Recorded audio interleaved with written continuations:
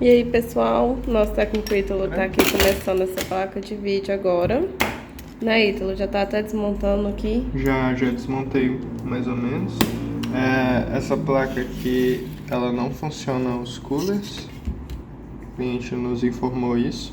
A gente testou aqui, realmente esse é o problema. Acabei de abrir ela, dá pra ver que tem resto de pasta térmica aqui.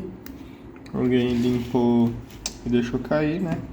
Mas olhando aqui o conector, dá pra ver também que tá bem quebradiço, bem antigo aqui, ó. Pode ser que tenha relação com o conector também. Vou analisar o circuito, vou analisar aqui o conector,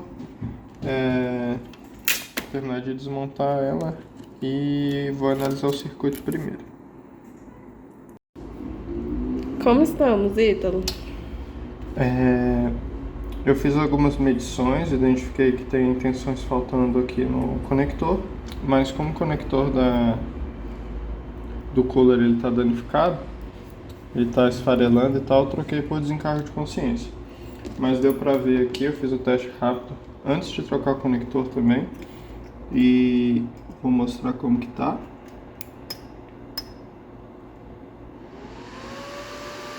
O cooler está girando corretamente, então não é problema no cooler. Então voltamos para a análise daqui. Eu vi um componente aqui que estava feinho aqui do lado, tinha carbonizado no cantinho. Também identifiquei que esse aqui é a proteçãozinha de plástico que conecta o cooler, né? Eu vi que está derretido aqui do lado. Então eu imagino que ou alguém mexeu, mas não parecia que ninguém tinha mexido. Que esse resto de fluxo foi eu mesmo que mexi. Ou tinha ou algo entrou em curto e danificou aqui. Então eu ainda acho que os cabinhos do conector eles estavam encostando, porque ele está quebradiço aqui. Então eu voltei para análise, né? Identifiquei um componente danificado, que é um dos MOSFETs aqui que alimenta a GPU, ele estava danificado. Esse dissipador eu coloquei em cima da GPU só para conseguir testar e medir sem montar tudo, só para resfriar um pouquinho, porque eu estava medindo rapidão e desligando. E esse aqui é o componente. Esse componente ele estava eu identifiquei que ele estava estragado com a câmera térmica. Assim que ligava, ele esquentava muito e depois parava. Então eu retirei ele para testar. Eu não achei que tinha relação com o cooler, tanto que eu até nem gravei, eu só troquei por desencargo de consciência. Mas eu vi ali na bancada que o cooler voltou a girar depois disso. Eu vou montar aqui e mostrar para vocês. Deu certo, Ítalo? Deu certo, os coolers estão girando de acordo com a temperatura. Eu vou monitorar um pouquinho essa temperatura que eu estou achando um pouco alta. Depois disso eu ainda tenho que colocar a proteçãozinha lá de onde encaixa o cooler, que eu não coloquei ainda. E a partir disso a gente continua. Tudo indica que deu tudo certo, tá? Os coolers voltaram a girar, mas eu medi o componente que eu retirei, ele não está em curto. Então provavelmente ele estava em funcionamento intermitente, o que estava causando esse problema no cooler. Porque ele também recebe 12 volts e esse cooler é controlado com 12 volts e é justamente a tensão que estava faltando. Então possivelmente a intermitência naquele componente estava causando a falha no circuito dos coolers.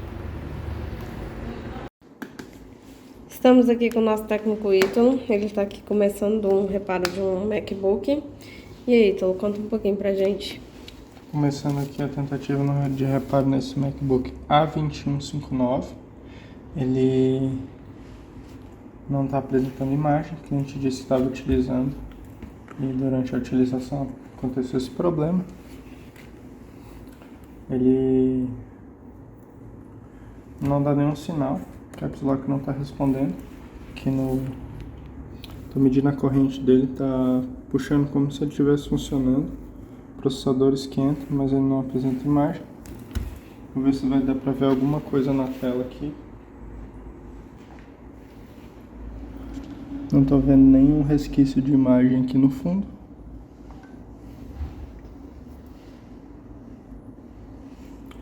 Então eu vou desmontar para analisar aqui esse equipamento, verificar o porquê que ele não está apresentando vídeo. Aparentemente está carregando a bateria, mas não responde. O caps lock não responde, então ele está como que a gente chama brain dead.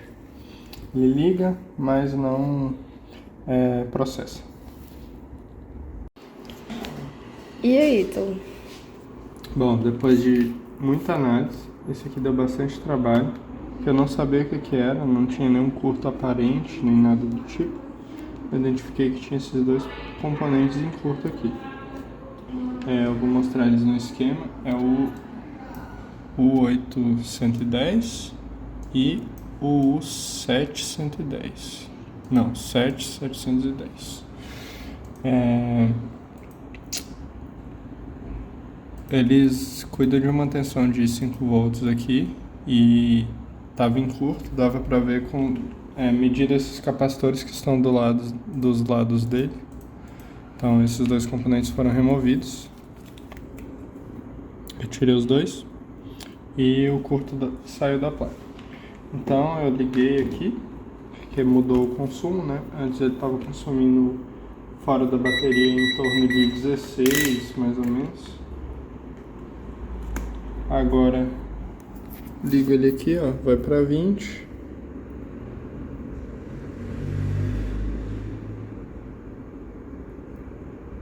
Dois, 50, 100. Ele deu o barulho de que tá ligando. Ele chegou a acender aqui o touch bar, vai acender em breve aqui, porém não deu imagem. O que eu fiz? Eu verifiquei aqui, dá pra ver a maçãzinha ali atrás, tá vendo? Ou seja, tem outro problema, agora que eu fiz ligar, o backlight não funciona. Funciona o resto, as funções do equipamento, mas não funciona o backlight. Então agora eu vou analisar outro circuito, que é o circuito de backlight. Eu não sei qual que é a relação do backlight com esses componentes, eu teria que pesquisar para ver, mas eu não sei se tem relação ele ter danificado junto. Vou analisar esse circuito e agora eu volto com uma resposta. Como estamos, Ítalo? Eu analisei o circuito, não vi nada de errado com ele. Fiz a troca do driver de backlight aqui do circuito. Ainda não montei para testar, vou montar e verificar se está tudo ok. Infelizmente a gente não tem como saber se tudo está ok antes de realizar o reparo, como foi nesse caso. O equipamento ele não ligava, como eu mostrei no vídeo. A gente conseguiu reparar, trocou os componentes em curto, ele voltou a ligar. Aí analisamos o circuito de backlight, troquei o driver de backlight, mas infelizmente a tela do cliente está danificada. Se a tela que foi quem causou esse defeito ou não, eu não sei dizer. Mas ele está funcionando aqui pelo HDMI, dá para ver a imagem aqui no fundo. Então é só a parte do backlight da tela, a tela não apresenta brilho. E como danificou o circuito do backlight, pode ser que o problema tenha sido causado inicialmente na tela, pode ser que não, a gente não tem como saber. Precisaria do dono do projeto da placa para falar pra gente. Mas o que a gente sabe é que essa tela aqui possivelmente está danificada, a gente tem que testar com outra, mas já aconteceu antes, então geralmente a tela danifica quando acontece esse problema. E a gente não tem como prever, porque nem sempre a tela danifica, muitas vezes trocando drive de backlight ela volta a apresentar a imagem normalmente. Então a gente vai passar a situação para o cliente e a partir daí com ele a gente vai verificar qual que é a melhor solução.